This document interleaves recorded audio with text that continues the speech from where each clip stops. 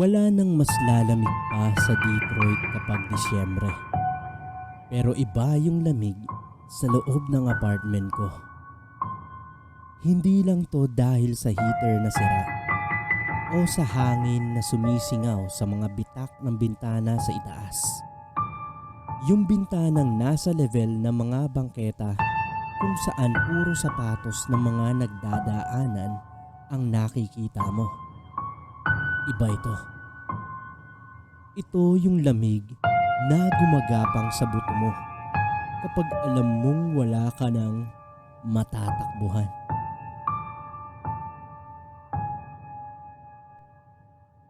Ako si Jared. TNT ako dito sa States. Walang papel, walang trabaho, at 3 months nang hindi nakakabayad ng renta. Dahil sa desperasyon, napadpad ako sa isang sulok ng internet na hindi ini-index ng Google. Nakuha ko yung link sa isang deleted thread sa 4chan bago pa ito ma-wipe out ng mods. Ang pangalan ng site, The Oubliette. Simple lang ang premise. Entertain the void. Get paid. Walang rules. Walang censorship. Ikaw ang bahala kung anong klaseng content ang ibebenta mo. May mga naghihiwa ng sarili nila. May mga kumakain ng bubog. Pero ako, wala akong bayag para sa gore. Kaya naisip ko ang Fear Challenge. Ang setup ko, isang mumurahing laptop na nakapatong sa stack na karton ng instant noodles. At isang webcam na binili ko sa Goodwill. Nakaupo ako sa gitna ng kwarto. Nakatalikod sa pinto ng banyo. At ang ilaw, galing lang sa monitor. At isang aandap-andap na bumbilya sa kisame. Nag-start ako ng 11 PM. Sa unang oras, tahimik. 2 lang ang viewers. Ang username nila ay puro random alphanumeric strings. User_881A at guest_X. Nag-type si user_8818. Drink the soy sauce. Whole bottle. Presyo 0.002 Bitcoin. Nasa mga $50 din yun. Ginawa ko. Nagkandasuka ako. Sumakit ang bato ko. Pero pumasok ang pera sa wallet ko. Mabilis. Legit. Dumami pa ang viewers. Naging 5. Tapos 10. Ang mga task, pa-weird ng pa-weird. Pero kaya pa. Hold your breath for 2 minutes. Lick the floor. Slap yourself until it bleeds. Bandang 2 AM, may pumasok na bagong user. Walang alphanumeric code. Ang pangalan niya, ice_on_you.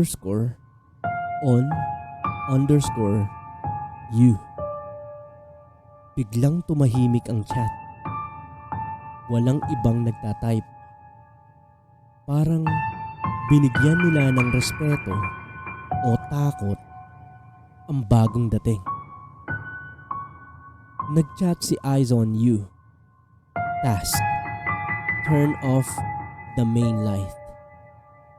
Use only the laptop screen. Price $500. Madali lang. Tumayo ako. Pinatay ang switch. Tumilim ang paligid. Ang tanging liwanag na lang ay ang bluish-white glow ng screen na tumatama sa mukha ko.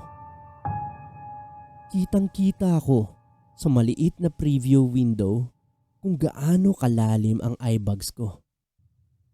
Ang likuran ko, nilalamo na ng dilim. Task complete, sabi ko. Pilit na pinapatapang ang boses kahit nanginginig na ako sa lamig. At kaba. Pumasok ang pera.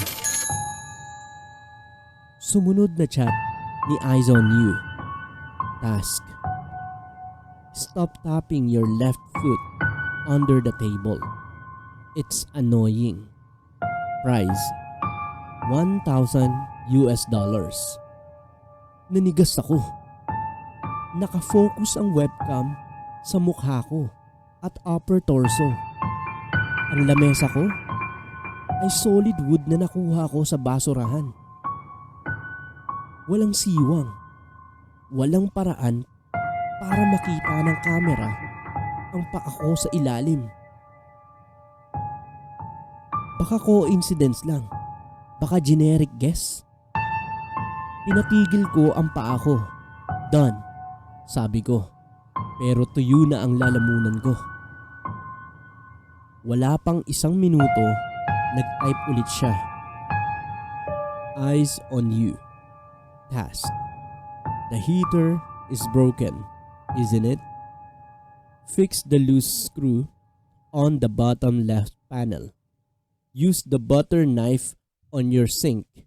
Price $2,000. Dito na ako nagsimulang pawisan ng malagkit kahit nagyayelo ang hangin. Ang heater ay nasa likod ng laptop. Hindi ito nahagip ng camera. At ang butter knife, nasa lababo yun. Sa kabilang dulo ng studio. Sa blind spot ng webcam. Paano niyang alam? Who are you? Anong ko sa chat. Nanginginig na ang boses ko. Paano mo alam yan?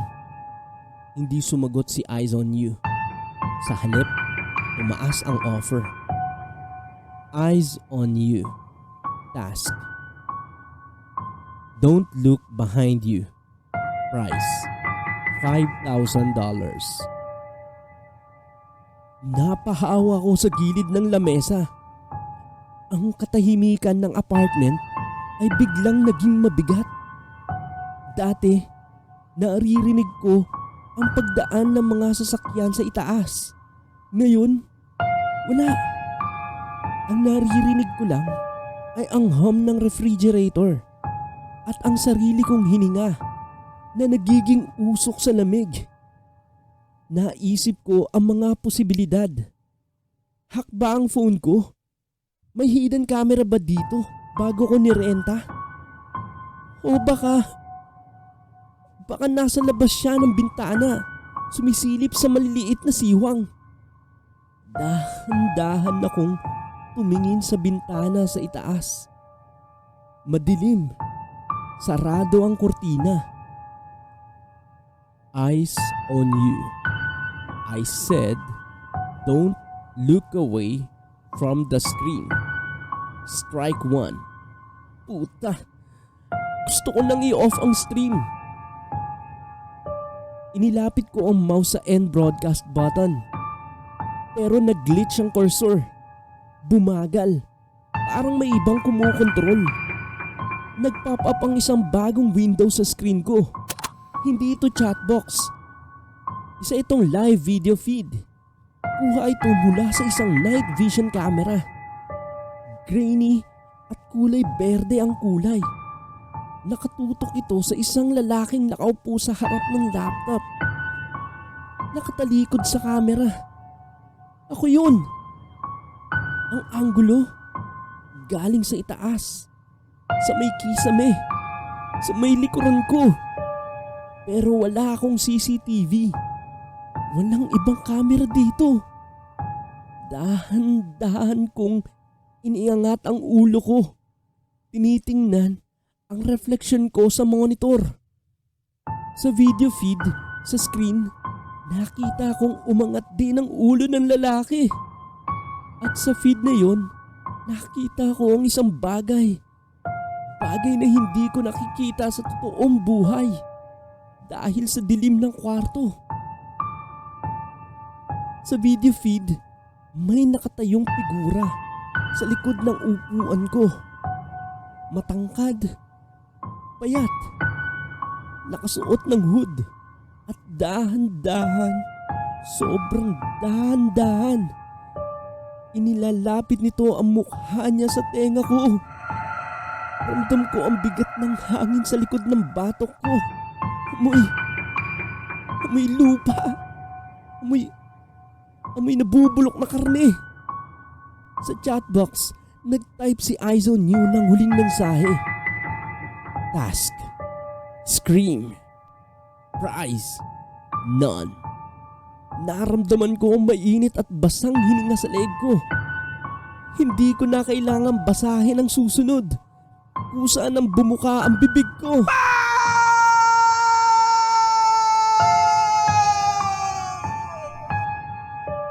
Authorized note. Natagpuan ng landlord ang laptop ni Jared na bukas pa rin kinabukasan. Walang tao sa apartment. Malinis. Walang signs ng struggle. Pero ayon sa forensics, ang webcam ay patuloy na nagre-record ng static sa loob ng 6 na oras matapos mawala ang biktima. Pero may isang mas nakababahalang detalye. Sa log ng router ni Jared, may nadiskubring IP address na nakakonect sa private network niya noong oras ng broadcast. Hindi ito galing sa dark web. Hindi ito galing sa ibang bansa. Ang IP address ay galing sa mismong device na ginagamit mo ngayon habang pinakikinggan mo ito.